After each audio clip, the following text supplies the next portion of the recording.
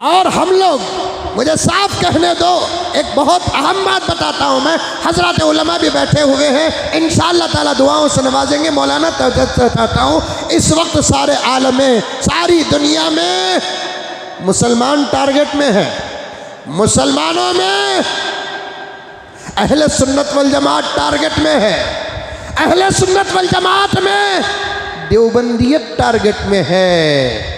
और सारी दुनिया में इस तरतीब के दुश्मन हर जगह आपको मिलेंगे। इस्लाम के भी दुश्मन मिलेंगे। अहले सुन्नत वल जमात के सबसे ज्यादा दुश्मन आपको मिलेंगे। और अहले सुन्नत वल जमात में देवबंदियत के दुश्मन मिलेंगे, क्योंकि इस वक्त सारे आलम इस्लाम में इस्लाम की हिफाजत और खिदमत का काम अल्लाह ताला देवबंद और देवबंदियत से ले रहा है। याद रखना प्यारो, इसीलिए तो सारी दुनिया में हजारों व लाखों मदारिस हैं। खुदा सलामत रखे। मैं मदरसों के बारे में किसी किस्म का कोई जुमला हरगिज कहना नहीं चाहता। जहां अल्लाह के कलाम की तालीम होती है, मसलक में इख्तलाफ है, मैं इख्तलाफ की वजह से मैं मदारिस और मसाजिद के बारे में कुछ कहना नहीं चाहता। घर के अफराद बदल जाए तो फिर घर बदलता नहीं प्यारो। मदरसे सब के सब हमारे हैं, मसाजिद सब के सब हमारे हैं। बस तालीम देने और दिलाने में कुछ फ़र्क है, इम्तियाज़ है। चाहे वो मुक़ल्लिदीन का मदरसा हो, मैं ज़रूर उसका एहतराम करता हूँ। गैर मुक़ल्लिदीन का मदरसा हो, अदब करता हूँ। देवबंदियों का मदरसा हो, अदब करता हूँ। बरेलवियों का मदरसा हो, अदब करता हूँ। लेकिन बात आती है तो मैं अर्ज़ कर रहा हूँ, लाखों मदारिस सारे आलम में हैं, हमारे मुल्क में लाखों मदारिस हैं, लेकिन दुश्मन की नज़र दारुल उलूम देवबंद पर ही क्यों है? यूपी की हुकूमत की नज़र दारुल उलूम देवबंद पर ही क्यों है? नेशनल हुकूमत की नज़र दारुल उलूम देवबंद पर ही क्यों है? क्योंकि सारी दुनिया को मालूम हो चुकी है ये बात कि इस वक्त अल्लाह तबारक व ताला अपने दीन और कुरान का काम ले रहा है, तो दारुल उलूम देवबंद और देवबंदियत से ले रहा है।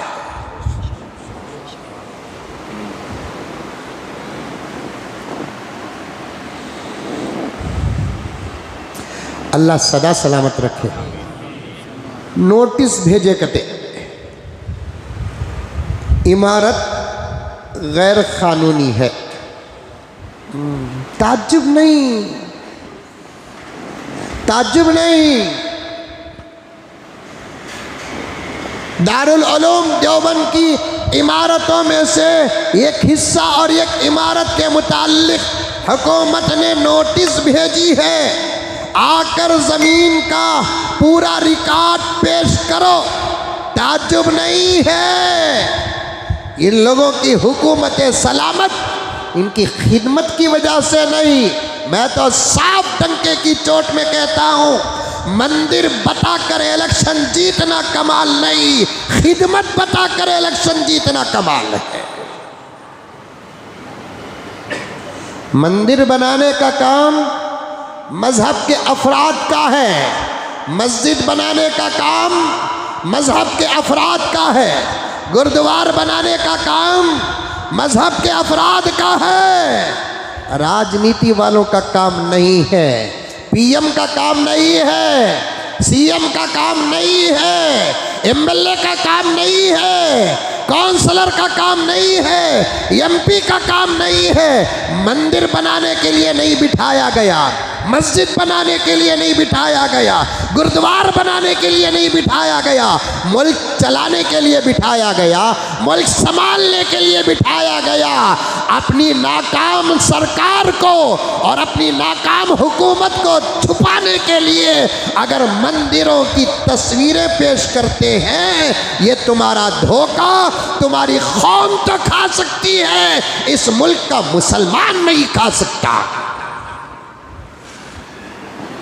ये तुम्हारा फरेब तुम्हारी कौम के लोगों में चल सकता है, लेकिन मुसलमानों में नहीं चलेगा। और हमारा धर्म रास्तों में नमाज पढ़ने से मना करता है।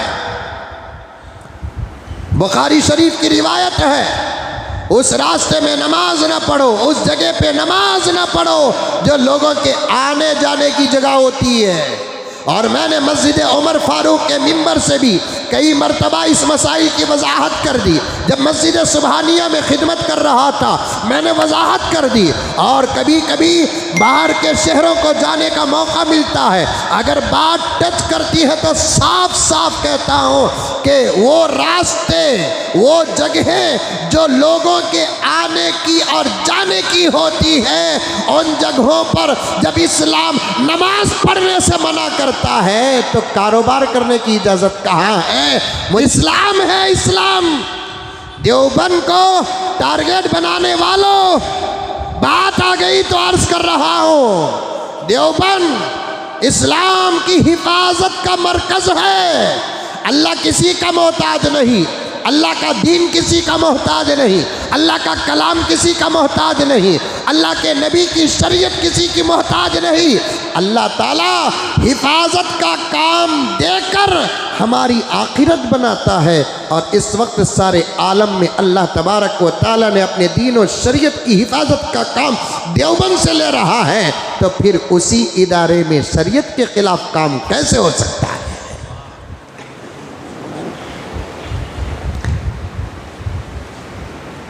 नोटिस भेजते हैं,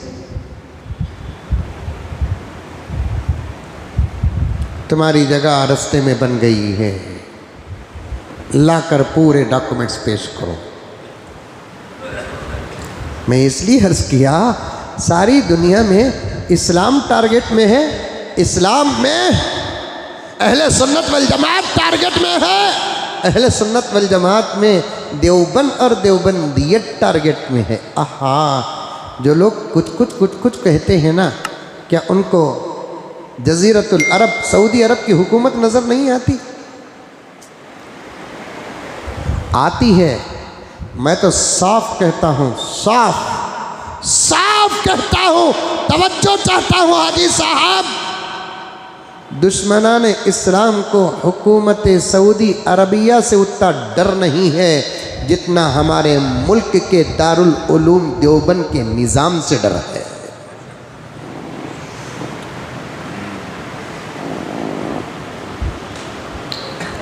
एक सवाल कर सकते हैं आप, हजरत आखिर देवबंद की ये ख़ास बात क्या है? मैं फजीलत देवबंद नहीं बयान कर रहा हूँ, इरादा होता है मुझे और मैंने लिख कर भी रखा है। रमज़ानुल मुबारक के ताक़रातों की जो डायरी मेरी है, मैं उसमें लिख कर रखा हूँ। अल्लाह ज़िंदगी में बरकत दे तो इंशाअल्लाह ताला तारीख़ दारुल उलूम देवबंद को एक ताक़रात बनाऊँगा, बानिए दारुल उलूम देवबंद को एक ताक़रात बनाऊँगा, अकाबिरीन दारुल उलूम देवबंद को कई ताक़रात बनाऊँगा इंशाअल्लाह ताला। अब तो उन्वान चल रहा है क़ियामत का, तो मैं इसी का दामन थामते हुए जा रहा हूँ। सवाल कर सकते हैं कि हज़रत दारुल उलूम देवबंद की वो क्या ख़ास बात है जिसकी फजीलत पे आप इतनी बड़ी बड़ी बातें कह रहे हैं?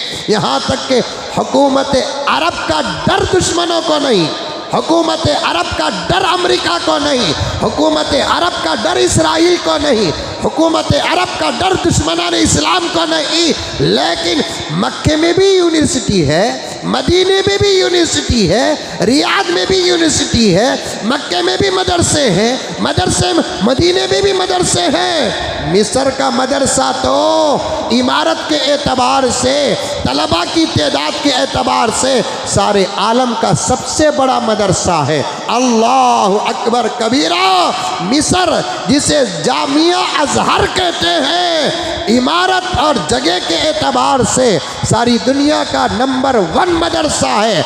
अल्लाह अगर मौका दे तो जाओ जाकर देख कर आओ, जाओ जाकर देख कर आओ। अल्लाह अकबर। मैंने एक बहुत बड़े अल्लाह वाले के ज़ुबान से सुना, जब वो जामिया अजहर को जाकर वहाँ के पढ़ने और पढ़ाने के माहौल को देखा पढ़ाने वालों और पढ़ने वालों के सूरतों को और माहौल को देखा तो उन्होंने कहा ऐसे जामिया लाखों अज़हर एक दारुल उलूम देवबंद की चौखट पर कुर्बान है।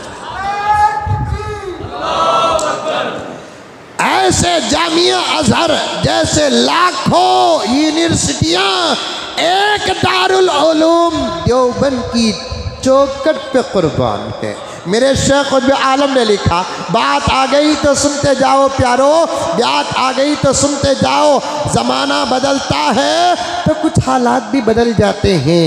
ज़माना बदलता है, 150 साल से ज़्यादा अरसा हो गया है, हर चीज़ नई और पुरानी हो जाती है। और ज़माना बदलता है, मिजाज में भी फ़र्क आ जाता है, तबीयत में भी फ़र्क आ जाता है, निज़ाम व इंतज़ाम में फ़र्क आ जाता है। हमारे शेख खुतबे आलम ने लिखा है एक जगह पर, एक दौर वो था दारुल उलूम देवबंद का, एक दौर वो था दारुल उलूम देवबंद का जिसका मुहतमिम ही अल्लाह का वली नहीं बल्कि देवबंद के मेन गेट का वॉचमैन भी अल्लाह का वली होता था। शेख ने लिखा है, थानवी ने भी लिखा है, दारुल उलूम देवबंद का मुहतमिम ही साहिब निस्बत नहीं, दारुल उलूम देवबंद का मेन गेट का वॉचमैन भी साहिब निस्बत। तुम क्या हुकूमत वालों, हुकूमत वालों,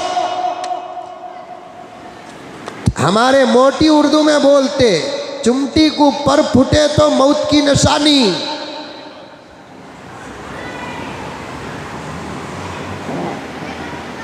अल्लाह जिसे संस्कृत जुबान में ईश्वर कहते हैं, और अल्लाह के लिए लफ्ज़ ईश्वर इस्तेमाल करना हमें अच्छा भी नहीं लगता, लेकिन हमारे बड़ों ने समझाने के लिए कहा है तो हमने उनकी नकल की है कि तुम्हारा बुरा अंजाम होगा वो बंदों की तरफ से नहीं, अल्लाह व ईश्वर तुम्हारे से ज़बरदस्त इंतकाम लेंगे।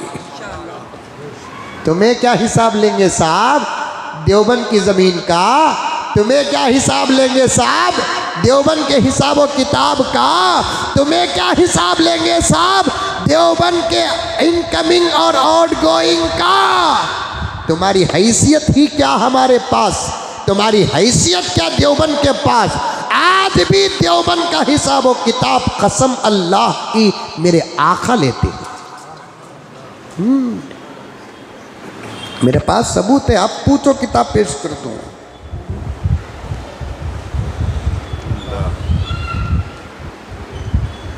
बानी दारुल उलूम देवबंद कासिम नानोतवी, उनके पास उनके बाद मोहतमिम बने हज़रत कारी अहमद जो हज़रत के बेटे, उनके बाद मोहतमिम बने हज़रत कारी तय्यब जो हज़रत कासिम नानोतवी के पोते कारी अहमद के बेटे।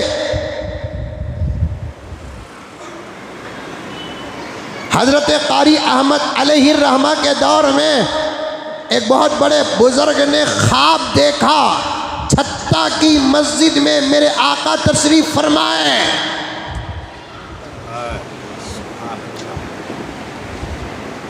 ख्वाब देखने वाले ने जब नबी को देखा, सलाम की सआदत पाने के लिए, दस्तबोसी का शर्फ पाने के लिए नबी की खिदमत में पहुँचे तो आका ने उनको दस्तबोसी का शर्फ देकर कहा कि जाओ अहमद को बुला लाओ, यानी मुहतमिम देवबंद को। अब वो गए, अहमद कारी अहमद मुहतमिम देवबंद को बुला लेकर कहा अल्लाह के रसूल बैठे हुए हैं मस्जिद में, आपको याद कर रहे हैं। फ़ौरन दौड़ते हुए आए और थोड़ी देर के बाद अल्लाह के नबी की मजलिस से फारिग होकर जब बाहर निकले, ख्वाब देखने वाले ने हज़रत मुहतमिम से पूछा क्या गुफ्तगू हुई, बहुत देर तक बैठे रहे। तो हज़रत कारी अहमद मुहतमिम देवबंद ने फरमाया कि अल्लाह के नबी ने मुझसे देवबंद का हिसाब पूछा, अभी देकर आ रहा है।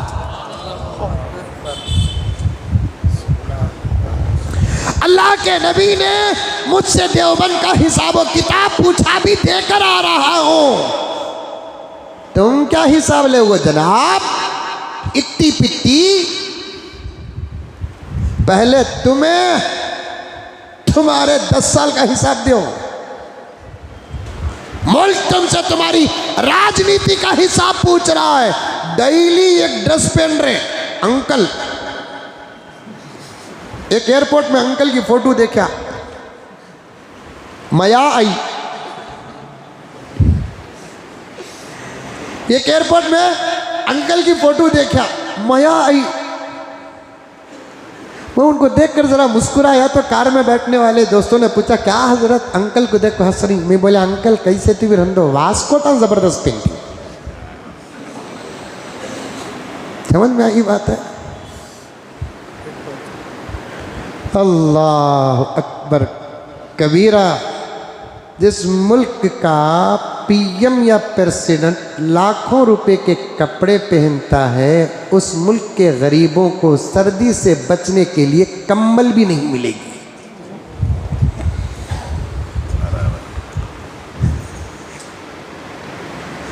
और हम गए जुम्मा, बोला कि नहीं, बोला कि याद नहीं मुझे कि तो रोज 2-2 3-3 बयान आना, इसके वास्ते ज़रा नोट्स लिख लेकर आ जा तुम सो।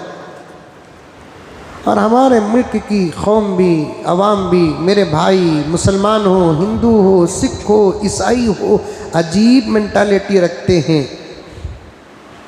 बोले अकरमी 350 पौने 400 रुपये सिलेंडर था, 1100 को लेको गए थे, सडन 500 को ले लेकर आते कि नहीं की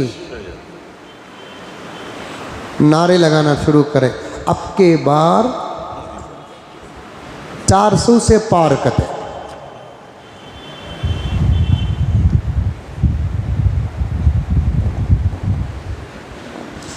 देवबंद का हिसाब गर्ज में काटता हूं, क्योंकि मुझे असल बात आपके सामने करना है।